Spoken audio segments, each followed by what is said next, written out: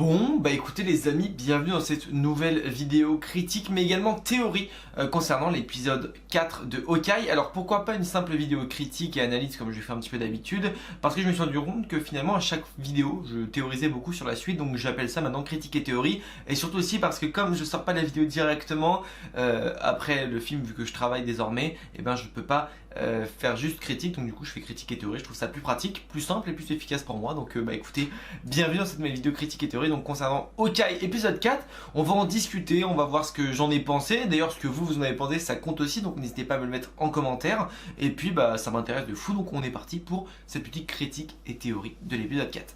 Bon déjà honnêtement, qu'est-ce que j'ai pensé de cet épisode ?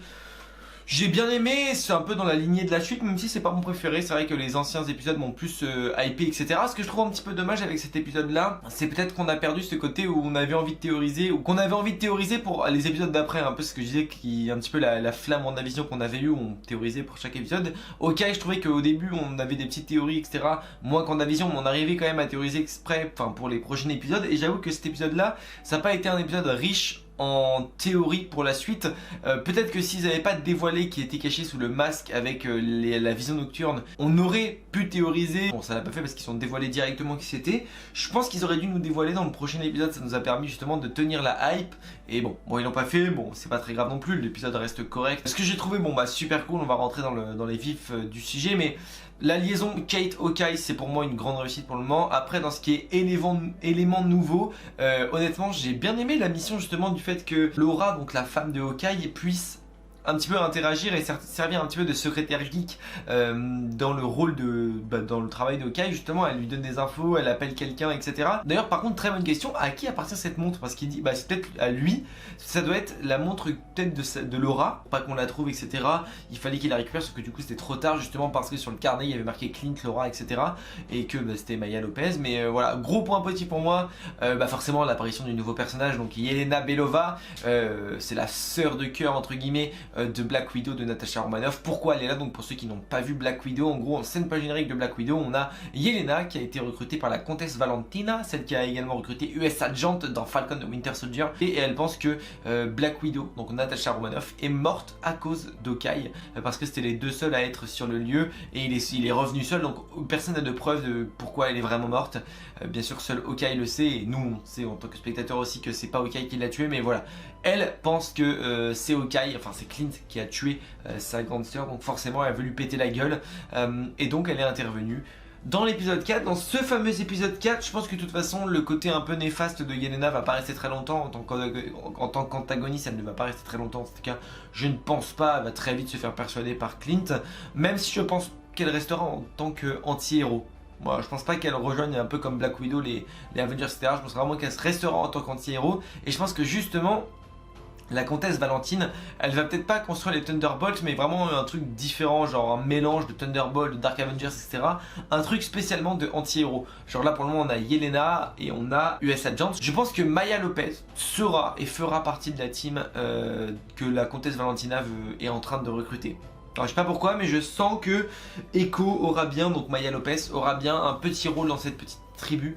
Je trouve qu'elle colle plutôt bien en plus, et je trouve que dans le côté un peu anti-héros, etc. C'est-à-dire que chaque personnage qui sont présents dans sa team sont des personnages qui ont des problèmes avec les Avengers. Par exemple, le premier US Agent, il a des problèmes avec Falcon. Et avec Captain America du coup. Ensuite la deuxième, donc Yelena, elle a un problème avec Hawkeye. La troisième, Maya Lopez, elle a un problème avec Hawkeye aussi, même si c'est plus Ronin pour le coup. Après, à voir comment ça va se faire. Maya, je sais pas vraiment non plus comment elle va évoluer.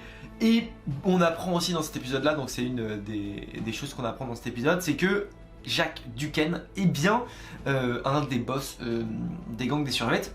On n'a pas reparlé de l'oncle dans cet épisode là, on en a parlé très brièvement dans l'épisode 3 où il est cité et on peut le voir en costume, etc., voir sa main, mais on ne l'a pas encore dévoilé pour le moment. De toute façon je pense que ce sera pour moi l'élément final de l'épisode 5. On aura l'oncle qui voit que ça dégénère beaucoup trop de par Yelena, de par Hawkeye, de par Bishop, etc.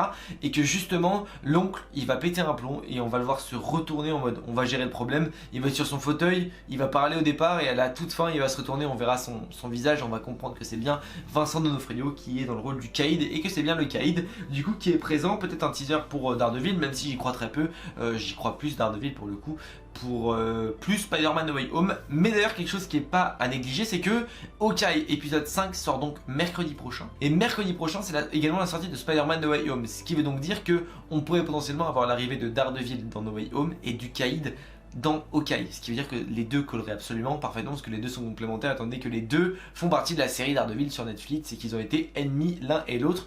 Donc forcément le timing serait bien choisi, étant donné que la série devait être à la base sortir début novembre et qu'elle est sortie plus tard. Peut-être justement c'était volontaire pour coller aux sorties entre Spider-Man et Hawkeye avec cet épisode là. Bien sûr ce n'est que mon avis et mes petites théories, mais je crois et je pense que je pourrais avoir raison sur le coup. Quasi, alors lui, je sais pas, je pense qu'il va être en mode il va dire à Maya d'arrêter, etc., de se calmer, etc., avec Ronin, parce que je pense de toute façon à la fin de la série, Ronin, ce sera fini. L'histoire autour de Ronin sera terminée, sera bâclée, etc., et on passera certainement à Kate. J'ai beaucoup aimé le truc de mise en place des costumes avec justement la bande, la guilde, donc des gens qui font du roleplay là, dans la forêt, etc. J'ai trouvé ça vraiment top et vraiment cool, parce que eux, on va dire, c'est leur passe-temps, entre guillemets, vu qu'ils font du roleplay, qu'ils prennent des personnages, qu'ils les jouent, etc. Je trouve ça plutôt sympa et plutôt cool, que ce soit des personnages comme ça. En plus, voilà l'échange donnant-donnant entre le groupe donc de la guilde et Kate et Clint, je trouve que c'est assez sympa. Ils sont pas là en mode ils sont débiles à faire ça, etc. Ils rentrent vraiment dans le truc, ils respectent, et ça j'aime beaucoup justement le fait qu'on respecte les coutumes différents et surtout ce que les gens aiment, et je trouve ça plutôt sympa. Bon, c'est un petit détail mais je trouve ça cool. Et puis c'est pour ça qu'Hawkeye aura enfin un costume violet, c'est celui qu'on voit donc sur l'affiche, en gros sur Disney+, on voit une affiche avec Kate et Clint. Donc ils ont leur costume définitif, je pense que c'est les costumes finaux pardon, qu'on aura donc à la fin de la série, pourquoi pas épisode 5, épisode 6, mais en tout cas on les verra. Et puis bon, j'étais un peu déçu, mais je pensais vraiment qu'il allait y avoir une scène post-générique sur cet épisode 4, il n'y en a pas eu. Mais je pense qu'à partir de l'épisode 5, il va bien falloir rester jusqu'à la fin, en tout cas vous pourrez zapper le début du générique pour arriver à la scène post-crédit. Mais je pense que la scène post-crédit sera bien le Caïd pour la semaine prochaine. Je pense que ce sera le gros teasing pour l'épisode final, parce qu'il faut pas oublier, mais il reste que 2 semaines à Hawkeye, mercredi prochain et mercredi d'après, et on aura terminé pour Hawkeye. On attendra donc la prochaine série Disney+. Pour le moment on n'a toujours pas de date d'ailleurs, on ne sait pas laquelle série Disney+ sera-t-elle pour là, donc en vrai c'est à voir, vraiment à voir. Mais honnêtement c'est pas l'épisode que j'ai préféré d'Hawkeye, mais je l'ai bien apprécié, je me suis bien régalé devant l'épisode. Je dirais que mon épisode préféré c'était en vrai les 3 premiers étaient vraiment sympas pour le coup. En fait le 2 et le 3 je dirais que c'était mes préférés, voilà. Et puis en commentaire dites-moi celui que vous avez préféré, pourquoi pas également le personnage que vous kiffez découvrir, et si cette série vous hype toujours. Personnellement l'arrivée d'Yelena me hype parce que du coup je suis grave pressé de voir aussi le tournant que va prendre la team de Valentina, de la comtesse Valentina, qui va les rejoindre. Est-ce qu'on va revoir US Agent? Est-ce qu'on va revoir la comtesse Valentina? Je pense que oui, la comtesse Valentina on va la revoir, parce que dans toutes les séries terre à terre, ou en tout cas les films terre à terre comme Black Widow, Falcon, etc., on la retrouve. Donc je pense que Hawkeye c'est une série terre à terre et je pense qu'on la retrouvera. Pourquoi pas épisode 6 final en fait, histoire qu'elle recrute encore. En fait elle était en scène pas générique de Black Widow, elle a été en scène pas générique de Falcon, je pense qu'elle sera aussi en scène post-générique de Hawkeye où elle recrutera un nouveau membre. Kate Bishop je crois pas, parce que Kate Bishop je pense vraiment qu'elle va rejoindre les possibles Avengers. Shang-Chi notamment, je pense qu'elle rejoindra Shang-Chi et d'autres nouveaux Avengers bien sûr, mais je pense que Kate va bien évidemment avoir une destinée beaucoup plus héroïque que anti-héros.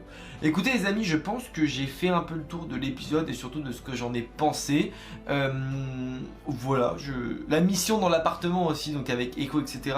Vraiment sympa, et honnêtement j'ai trouvé l'épisode là, bon il a duré à peu près 40 minutes, mais vu qu'il y a à peu près 5 minutes de générique, il a duré bien 35 minutes de film, mais j'ai trouvé en tout cas que c'était peut-être un petit peu court pour le coup, mais ça reste un très bon épisode. Donc voilà, écoutez les amis, je pense avoir fait un peu le tour de l'épisode. N'hésitez pas à me dire en commentaire ce que vous avez pensé de cet épisode, mettre un petit pouce bleu également parce que ça fait toujours plaisir également. On peut s'abonner à la chaîne YouTube, activer la cloche, vous le savez, mais ça fait extrêmement plaisir. Objectif des 3000 abonnés pour la chaîne YouTube, ça fait 3 vidéos en 3 jours, c'est plutôt exceptionnel, donc le soutien est important, le petit like, le petit abonnement. Merci à vous d'avoir suivi cette vidéo les amis. N'oubliez pas, mais de grands pouvoirs impliquent de grandes responsabilités. Je vous fais des bisous. Ciao.